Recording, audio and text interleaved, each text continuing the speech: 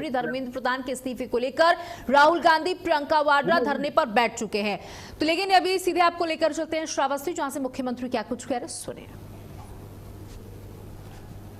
सियावर रामचंद्र भगवान की, सियावर रामचंद्र भगवान की, पवन सुत हनुमान की, पवन सुत हनुमान की, वृंदावन बिहारी लाल की, वृंदावन बिहारी लाल की, भारत माता की, भारत माता की।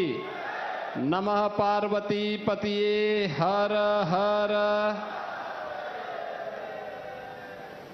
जनपद श्रावस्ती की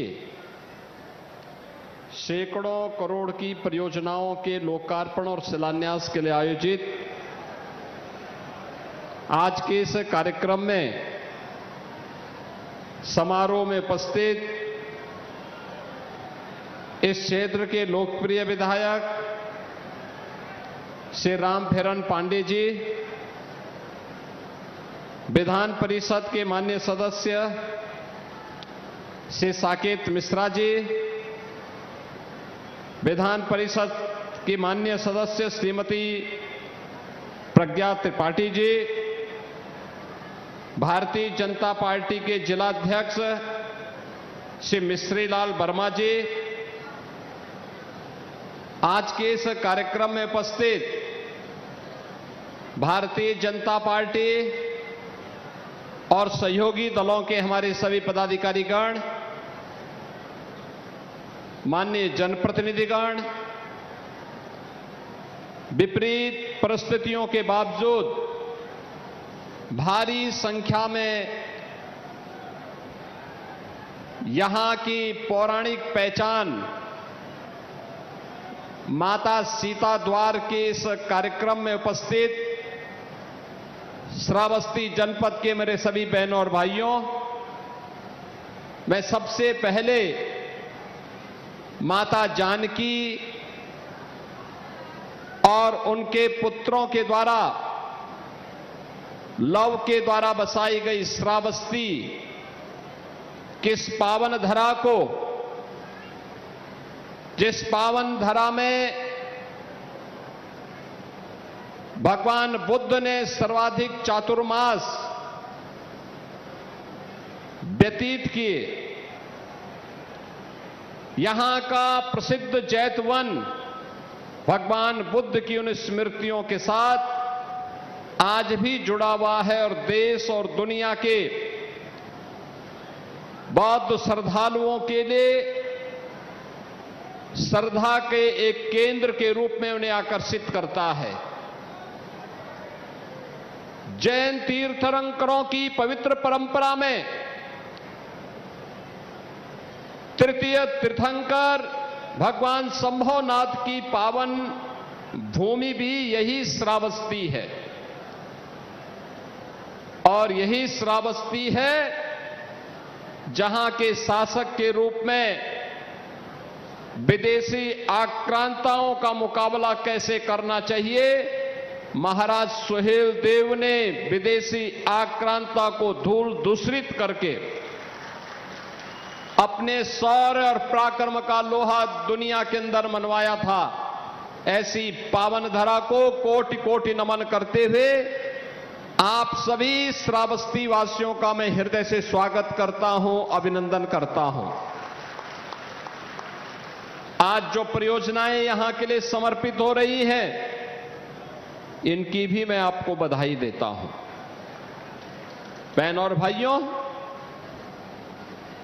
मैं कल से चिंतित था कि श्रावस्ती का कार्यक्रम पता नहीं हो पाता है कि नहीं हो पाता है। पहले यहां के कार्यक्रम का स्थान दूसरी जगह था, जब वहां पूरा पानी भर गया भारी बरसात के कारण, तो कार्यक्रम यहां शिफ्ट हुआ। और देखो मां जानकी का कितना आशीर्वाद है कि अब ये कार्यक्रम है, धूप आ गई, कितना सुहावना मौसम हो गया। कहीं लगता ही नहीं है कि आज सुबह तक यहां बारिश थी और कल मूसलाधार बारिश थी। यही है जब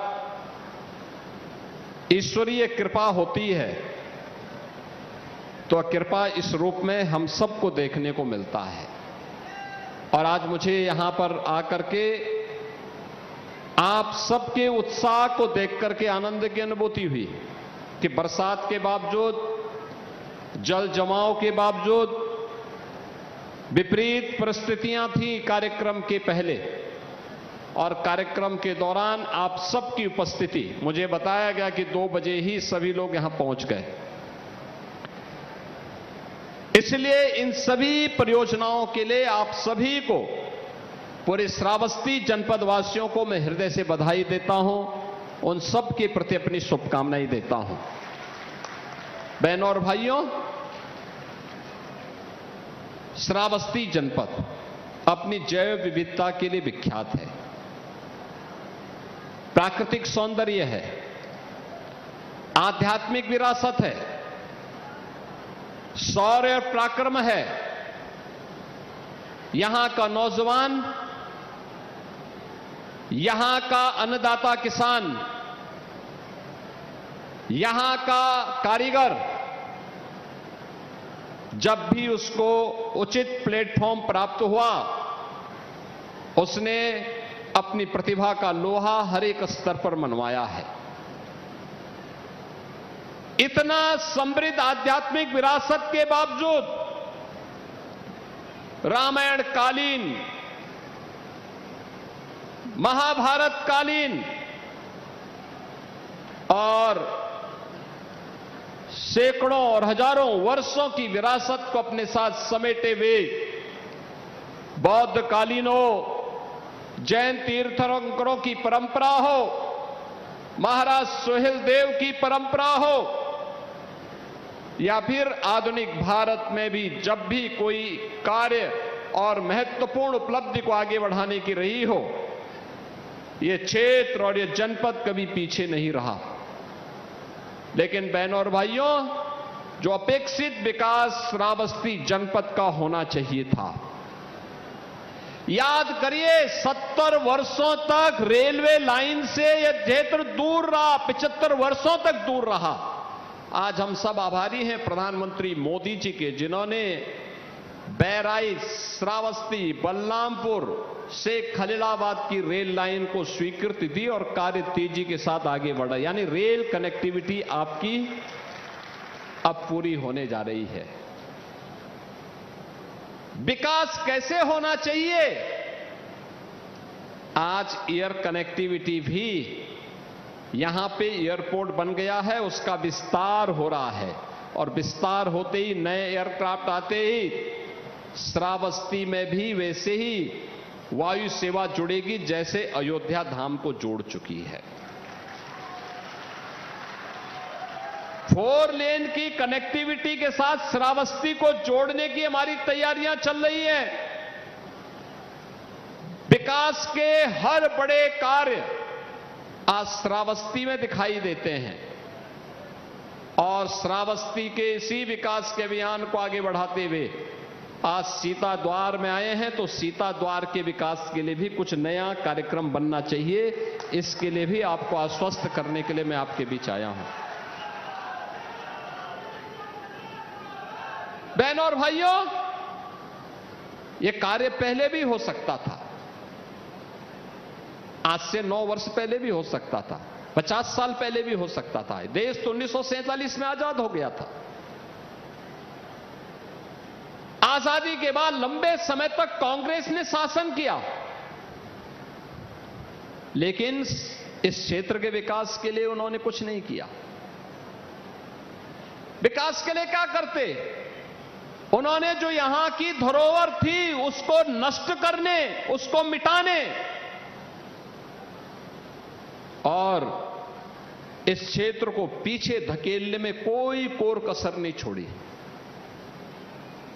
आपने देखा होगा, श्रावस्ती की कनेक्टिविटी नहीं थी, भगवान बुद्ध से जुड़ा हुआ है, भगवान शंभुनाथ से जुड़ा हुआ है, मां जानकी से जुड़ा हुआ है, लेकिन बेहतर कनेक्टिविटी नहीं। न रेल की है, न ईयर की थी, और सड़क के तो कोई पूछने वाला ही नहीं था। महाराज सुहेलदेव जिनके कारण हम सब जीवित हैं, महाराज सुहेलदेव की परंपरा को सम्मानित करने की बजाय इन्होंने एक विदेशी आक्रांता सालार मसूद गाजी के नाम पर मेला लगाना प्रारंभ कर दिया था। जब हमारी सरकार आई तो तब मैंने कहा कि भाई देखो, विदेशी आक्रांता के नाम पे कोई मेला नहीं लगेगा, किसी विदेशी आक्रांता के नाम पर कोई आयोजन नहीं होगा, और जो आयोजन करेगा उसके खिलाफ हम कार्रवाई करेंगे। ये स्वतंत्र भारत है। स्वाधीन भारत में विदेशी आक्रांताओं का सम्मान नहीं हो सकता है, लेकिन एक कांग्रेस और समाजवादी पार्टी के लोग हैं कि इन्हें भगवान बुद्ध अच्छे नहीं लगते, भगवान संभवनाथ और जैन तीर्थंकरों की पवित्र परंपरा ने अच्छी नहीं लगती, इन्हें मां जानकी के रामायण कालीन उस समृद्ध परंपरा इन्हें अच्छी नहीं लगती, इन्हें महाराज सुहेलदेव की परंपरा अच्छी नहीं लगती, इन्हें तो गाजी मियां का मेला लगवाना था, और ये वही कार्य करते थे। और इसीलिए इनकी दुर्गति भी हो गई, इसीलिए दुर्गति भी हुई है। और आज मैं कह सकता हूं, आज श्रावस्ती की कनेक्टिविटी अच्छी हुई है। बहनों और भाइयों, ये जो कार्य आज श्रावस्ती में दिखाई देता है, इसके लिए समय निकालना पड़ता है, समय देना पड़ता है, उसकी समीक्षा करनी पड़ती है, लगातार पैरवी करनी पड़ती है। रामफेरन पांडे जी, साकेत मिश्रा जी, प्रज्ञा त्रिपाठी जी, पदम सेन चौधरी जी, ये सभी लोग लगते हैं, तब परिणाम सामने आते हैं, तब ये कार्य यहां हो पाते हैं। और पहले फुर्सत कहां थी? 9 साल पहले बबुआ मुख्यमंत्री बन गए थे यहां के, 12 बजे सो के उठते थे, 12 बजे, और 12 बजे सोकर उठते थे, 2 बजे तैयार होते थे, और फिर चच्चू जब उसको कुछ पढ़ाते थे तब जाकर के कुछ समझ में आता था, फिर 5 बजते बजते जिम चले जाते थे, और जिम जाने के बाद आए तो उनकी अपनी महफिल बैठ जाती थी। तो फिर कहां सुध बुद्ध थी प्रदेश के बारे में, और यही प्रदेश के अंदर होता था। हर जनपद में एक माफिया, हर थाने में एक गुंडे का कब्जा हो जाता था। तहसीलों में भू mafia, land mafia, sand mafia, one mafia, पशु माफिया, इनका कब्जा हो जाता था।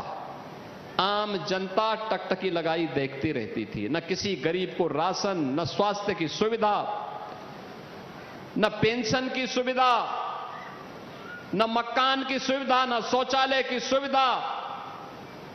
नौजवान की नौकरी में ये सेंध लगाते थे, अन्नदाता किसान को योजना से वंचित करके बदहाल करते थे और कारीगरों को अपमानित करते थे। परिणाम क्या था? यूपी बीमार हो गया, श्रावस्ती उससे भी बदहाल हो गया।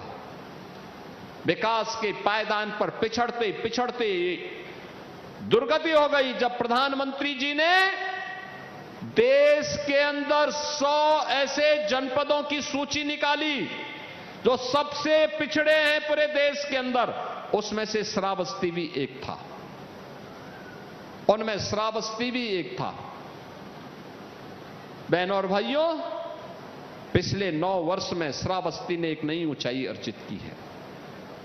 आज आप देखते होंगे मंच पे भी हमने दिया है, इससे पहले भी दिया है।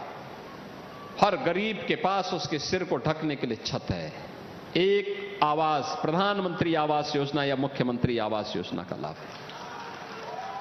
हर गरीब के घर में शौचालय है, हर गरीब के लिए आयुष्मान भारत की सुविधा है, और जिसको आयुष्मान भारत की सुविधा में आच्छादित नहीं हो पाया है तो मुख्यमंत्री जन आरोग्य योजना में उसमें भी आच्छादित नहीं हो पाया है तो मुख्यमंत्री राहत कोष से पैसा हम लोग देते हैं। जनप्रतिनिधि लिख दे, कोई पदाधिकारी लिख दे या कोई आम जनता भी लिख देता है तो हम जिलाधिकारी के पास भेजते हैं कि भाई 3 दिन के अंदर इसकी रिपोर्ट दो, और तत्काल पैसा उसके पास हॉस्पिटल में भेज दिया जाता है। याद करिए, यूपी के अंदर 16 करोड़ लोग फ्री में राशन आज प्राप्त कर रहे हैं। पहले ये राशन बबुआ के गुर्गे खा जाते थे। 65 लाख गरीबों को हमने एक आवास दिया है। पहले ये मकान का पैसा भी ये सब चट कर जाते थे। 3 करोड़ गरीबों के घर में एक शौचालय बनाया है, इसका पैसा भी ये सब खा जाते थे। रसोई गैस के फ्री में कनेक्शन 2 करोड़ परिवारों को उपलब्ध करवाया। पहले इसकी बोली लगती थी, आज ये युवाओं को बहका रहे हैं। याद करिए, 9 लाख युवाओं को हम लोगों ने सरकारी नौकरी दी है यूपी के अंदर। सरकारी नौकरी 9 लाख नौजवानों को अपने हाथ से मैंने नौकरी पत्र, नियुक्ति पत्र वितरित किए हैं। कोई सिफारिश नहीं, कोई वसूली नहीं। पहले नौकरी के नाम पर कोई विज्ञापन निकलता था, चाचा भतीजे की जोड़ी वसूली के लिए निकल पड़ती थी। सिंडिकेट हावी हो जाते थे। श्रावस्ती का नौजवान नहीं आता था, बहराइच का नहीं, बलरामपुर का नहीं, गोंडा का नहीं। सेपाई सिंडिकेट का कब्जा होता था, उनकी पर्ची चलती थी, और पर्ची पे जब खर्ची मिलती थी तब जाके नियुक्ति पत्र प्राप्त होता था। यही तो था, यही तो था यूपी का हाल। और तब न्यायालय उस पर रोक लगाती थी। आज जब नियुक्ति पत्र वितरित करता हूं तो श्रावस्ती का नौजवान भी नियुक्ति पत्र प्राप्त करता है। याद करना, यूपी पुलिस हो, शिक्षक की भर्ती हो, आंगनवाड़ी भर्ती हो, या Uttar Pradesh public service commission या अधीनस्थ सेवा चयन आयोग की किसी भी परीक्षा में श्रावस्ती के नौजवान को भी सरकारी नौकरी मिलती है। आज निवेश केवल एनसीआर में नहीं, श्रावस्ती में भी निवेश होता है। आज माफिया नहीं, बल्कि 1 डिस्ट्रिक्ट 1 प्रोडक्ट है। और अभी हम 1 डिस्ट्रिक्ट 1 मेडिकल कॉलेज की तरफ भी, श्रावस्ती की तरफ भी आ रहे हैं। अब मच्छर और माफिया का आतंक नहीं है, अब तो एस्पिरेशनल डिस्ट्रिक्ट से आपका श्रावस्ती इंस्पिरेशनल डिस्ट्रिक्ट बनकर के एक नई चमक के साथ देश और दुनिया को अपनी ओर आकर्षित कर रहा है। और बहनों और भाइयों, इसी के लिए मैं आपके पास आया हूं। हमने पहले दिन कहा था ना, जब मुख्यमंत्री की शपथ ली थी, हमने कहा था अपराध और अपराधियों के प्रति जीरो टॉलरेंस रहेगी। इस छांगुर को हम लोगों ने यही बलरामपुर में पकड़ा था।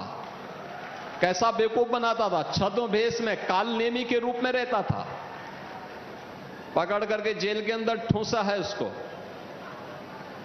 उसके द्वारा जो अनैतिक और अवैध कार्य किए जा रहे थे, सब पर बुलडोजर चल करके आज स्वाहा हो चुका है। अब छांगुर और उसके गुर्गे धराशायी हो चुके हैं। और हमने कहा था कि बेटी और व्यापारी की सुरक्षा में सेंध लगाएगा तो उसके लिए 2 ही जगह होगी, या जेल होगा या जहन्नुम होगा। और बहनों और भाइयों, आज उत्तर प्रदेश में आप देखते होंगे सुरक्षा, निवेश हो रहा है, नौजवान के लिए नौकरी मिल रही है। हर जिले में स्वतः रोजगार और के अवसर उपलब्ध हो रहे हैं। 1 डिस्ट्रिक्ट 1 प्रोडक्ट ने नई संभावनाओं को विकसित किया है। अब हम विकास की मुख्य धारा के साथ जुड़ करके एक नए ओज के साथ, एक नए तेज के साथ आगे बढ़ रहे हैं। बहनों और भाइयों, इसी विश्वास के साथ आज हम सब आपके पास आए हैं, आपसे कहने के लिए यह कार्य इसलिए संभव हो पाया है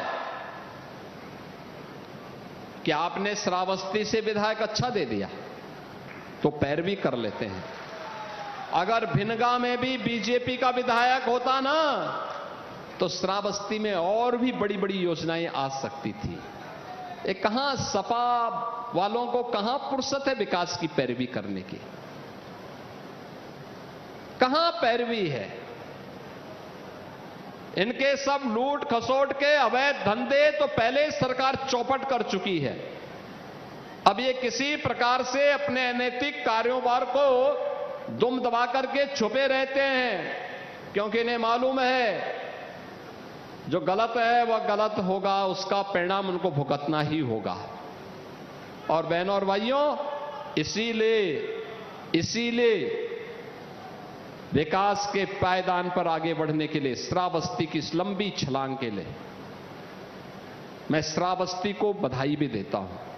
तेजी के साथ आगे बढ़ रहा है विकास की प्रक्रिया के साथ। याद करिए, आकांक्षी विकास खंडों में जो देश भर में 500 ऐसे विकास खंड चुने गए हैं, उनमें श्रावस्ती का विकास खंड विकास के पायदान पर नंबर 1 पर आया है। यह आपकी आज की पहचान है। सरकार बदली तो तेजी के साथ श्रावस्ती विकास के पायदान पर आगे बढ़ते हुए दिखाई दे रहा है। और इसीलिए आपसे कहने के लिए आया हूं, बहनों और भाइयों, विकास ये डबल इंजन सरकार की प्राथमिकता है।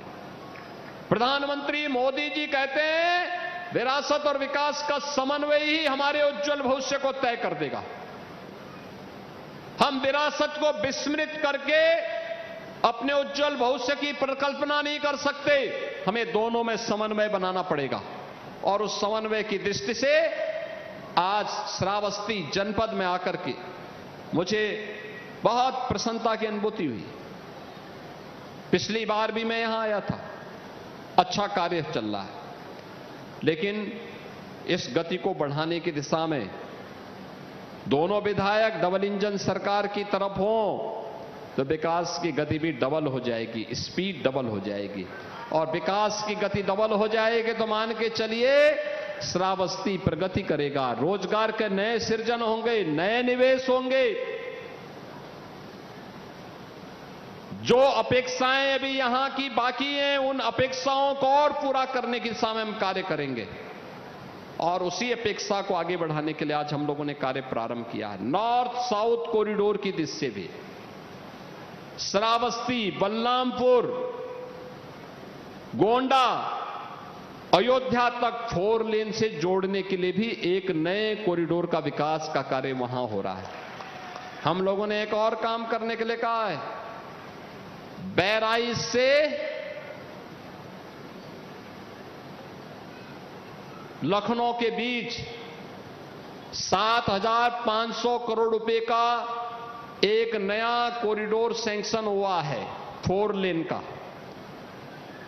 इस पे कार्य आगे बढ़ने दीजिए। हमारा प्रयास होगा कि उसको बहराइच से हम श्रावस्ती तक लेकर के आए। आप सोचो, लखनऊ के लिए भी और अयोध्या के लिए भी 4 लेन की कनेक्टिविटी होगी आपकी। ये विकास ही उज्जवल भविष्य को तय करेगा, आने वाली पीढ़ी के भविष्य को तय करने वाला है। उनके भविष्य को उन्नयन की ओर लेकर के जाएगा। और उसी उन्नयन के साथ जोड़ने के लिए आज हम सब आपके श्रावस्ती जनपद में आए हैं। आज हर एक क्षेत्र में लोगों को सुविधाएं मिल रही हैं, विकास की योजनाओं के साथ जुड़ने का अवसर मिल रहा है। अब पहचान का संकट नहीं है। याद करिए ना, आज से 10 साल पहले यूपी के बाहर जाते थे, लोग पूछते थे कहां से, श्रावस्ती का तो लोग नाम ही नहीं जानते थे, भूल ही गए थे। अगर आपने गोंडा बहराइच कह दिया तो लोग तब भी 10 कदम दूरी बनाते थे आपसे। हर योजना से आपको बाहर कर देते थे। प्रदेश के अंदर जो 8 जिले आकांक्षी जनपद थे, उनमें से 3 जनपद केवल बलरामपुर, श्रावस्ती और बहराइच थे। यानी सीधे एक साथ सटे हुए एक ही कमिश्नरी के 3 जनपद उनमें से थे। आज मैं कह सकता हूं बहराइच में मेडिकल कॉलेज, गोंडा में मेडिकल कॉलेज, बलरामपुर में मेडिकल कॉलेज का निर्माण हो रहा है और मां पाटेश्वरी के नाम पे विश्वविद्यालय